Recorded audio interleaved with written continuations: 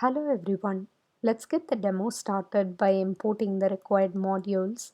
I'm going to import the SQLite 3 module by specifying import space SQLite 3. I'm also going to import the pandas module with the abbreviation as PD. Let me import the OS module as well.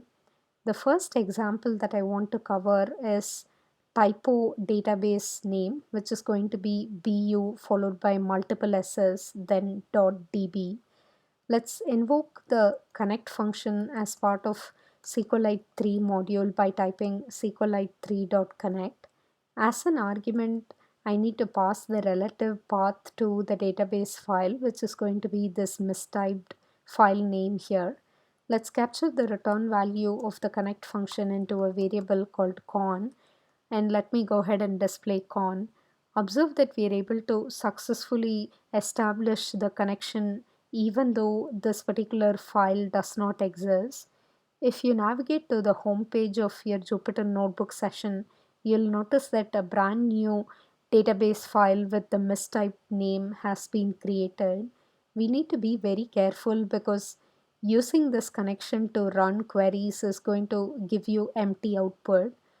The first example of a SQL query that I want to cover is select star from SQLite underscore master. This is always going to be the very first query that you will have to execute when you want to explore a specific database. This particular query is going to provide information about the tables stored as part of the database. We are going to invoke the read underscore SQL function as part of pandas module by typing pd.read underscore SQL. The first argument is going to be the query string, which is going to be select star from SQLite underscore master. The second argument is going to be the connection object, which is going to be conn variable here. Observe that we are getting an empty data frame. That's because we are dealing with a brand new database file here. Let's go ahead and close the bad connection by typing conn dot close open parenthesis close parenthesis. I'm going to copy the code from input cell 3 and paste it into this new cell. Let's fix the typo. Before we actually establish the connection to this particular database, let's write an assert statement to assert that this particular database file exists. Let me define the database file name within a variable which I'm going to call as path here. I'm going to pass path as argument to the connect function call. Before I invoke the connect function call, I'm going to assert that os.path.exists of path. Let me go ahead and execute the cell. Observe that we are able to establish the connection successfully because bus.db is a database which already exists in the current working directory. I'm going to copy paste the invocation for read underscore SQL function, which is going to execute the query select star from SQLite underscore master. Observe that we are getting a data frame as output. We could capture the return value of read underscore SQL function into a variable called df. And if I invoke the type function by passing df as argument, that's going to display pandas data frame here. As part of the result from select star from SQLite underscore master query, we are able to see two rows for every table. One of those provides table information and the other one provides index information. We are not going to worry about index here.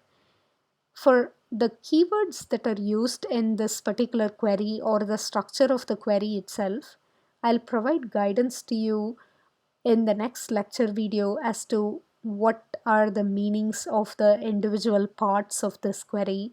For now, we are just going to go through a demo where we copy paste the queries from the corresponding markdown cells. Let's move on to the next markdown cell, which is asking us to extract SQL column from the data frame.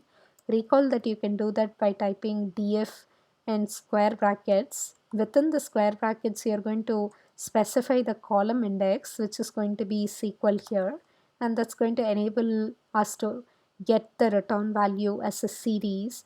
That's because every row and column within a data frame is represented internally using a series.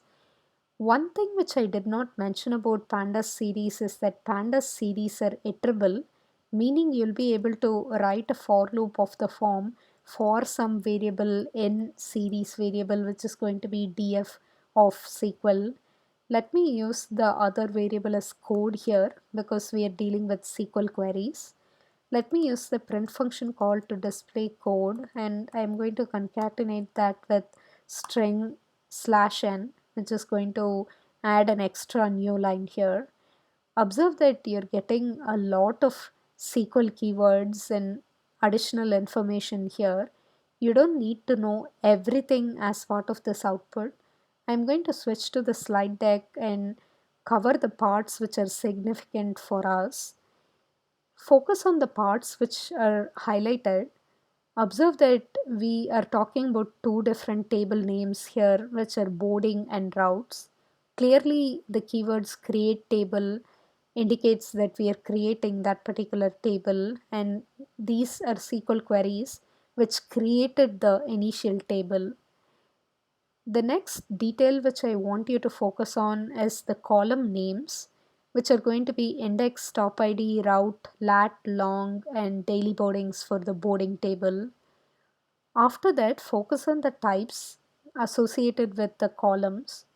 We are going to be able to enforce these types because database has specific structure. Integer type in SQL is going to be equivalent to int in Python. Real type in SQL is going to be equal to float type in Python. Text type in SQL is going to be equivalent to string type in Python. Every language has its own types. We don't have to worry about converting SQL types into Python types because Pandas automatically takes care of that for us. Let me switch to the Google Chrome window here, and I want to introduce to you a couple of other examples of queries. The first example is going to be select star from table name query. Let me go ahead and type pd.read underscore SQL, and I'm going to type my query argument as select star from, let me mention the table name as routes here. The second argument is going to be the connection object, which is conn variable. Let me capture the return value into a variable called df and display df. Observe that we are getting the desired output here, which provides the display of few initial rows and last rows from that particular data frame that was the return value from read underscore SQL function. Let's use the same structure and change the routes table to boarding table here, and let's look at the details here. Recall that you can use the head function as part of pandas data frame in order to just display the top 5 rows by specifying 5 as the argument to the head function call. We have a similar keyword in SQL which will enable you to limit the number of rows that gets returned as the output of a SQL query. As the usage of limit suggests, the keyword is going to be limit. Let me give you an example here. Instead of saying df.head of 5 for the boarding table, I'm just going to say df to display the entire data frame, which is going to be the return value from read underscore SQL function call. Let's change the query to include the limit keyword, and I'm going to type my query as select star from boarding limit 5. In essence, that's going to enable us to do the exact same thing as the head function call did as part of the pandas data frame over here. Let me execute this updated query and observe that we are just getting the first 5 rows over here, and you're getting all of the useful information that you saw as part of the display for the boarding table on the slide deck. I'll wrap up this video here. In the next video, we are going to learn about each of those keywords and how to structure SQL queries.